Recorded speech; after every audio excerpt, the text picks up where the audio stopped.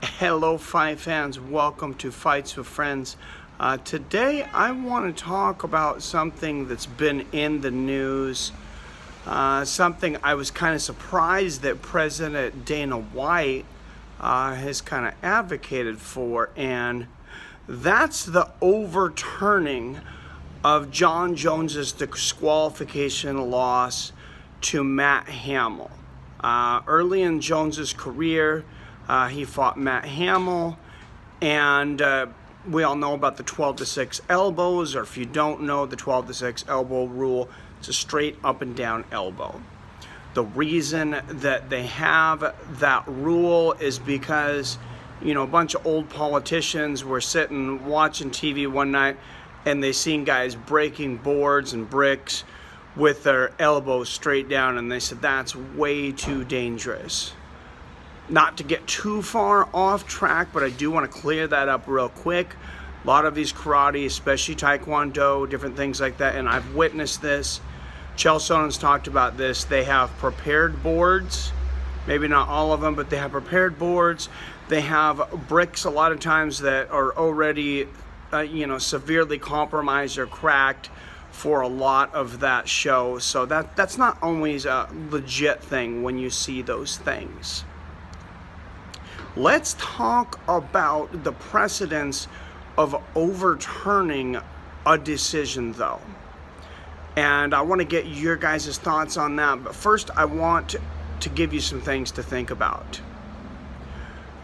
As far as boxing commissions, MMA commissions, I cannot think of any decision ever that has been turned over of this magnitude.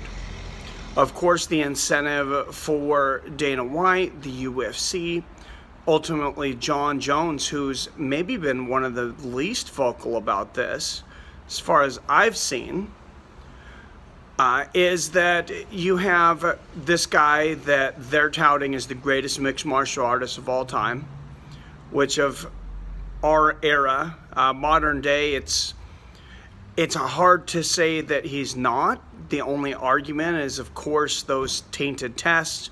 Thanks for tainted supplements, and we don't know exactly what he has done and what has been in his body when it got in there. That's a whole nother subject. Let's talk about the precedence of turning over fights, though. This is something that is, I don't really want to take the word taken very seriously. I don't really want to say that because I don't know that it is, because it's just basically pushed aside. You had Antonio Margarito, a boxer. You can look into that. He was putting things, rocks and bricks and hard items into his gloves, probably for many, many years. You had the controversy with Muhammad Ali, where Angelo Dundee purposely cut his glove in the middle of a fight that it looked like he was going to be knocked out in. Do we go back and watch video and disqualify Muhammad Ali now? Then you look at MMA, you have a situation like the Josh Emmett thing with Josh Emmett and Jeremy Stephens.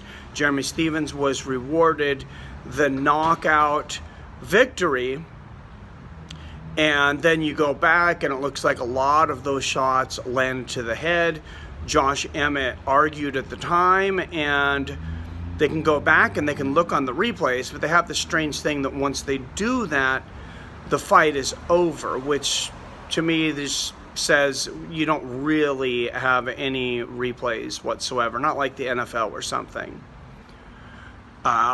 Two of the most egregious examples than I can think of ever, unless you're going to go into decisions, which we could go into correct judges and things all day, is Roy Jones Jr. when he was fighting Montel Griffin in his professional career. I want to say he was around 34-0.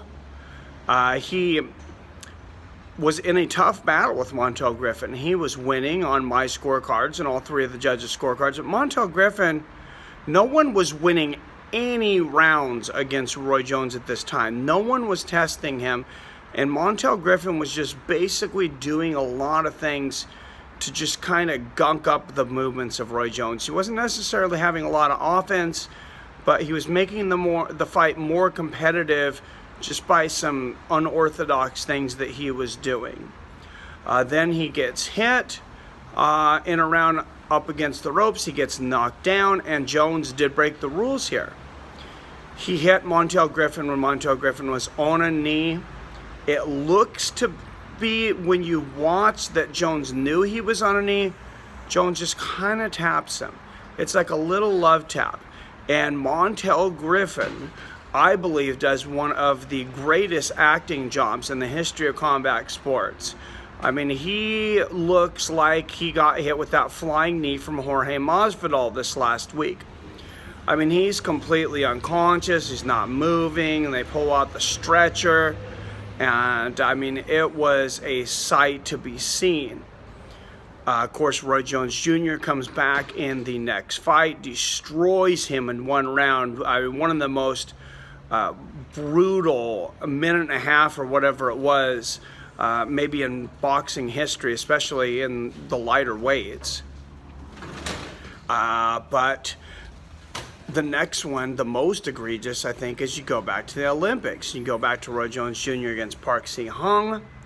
And when you look at that decision, of course, you know, nobody thought that Park Si-hung won that bout. It was a gold medal bout in the '88 Seoul, Korea Olympics.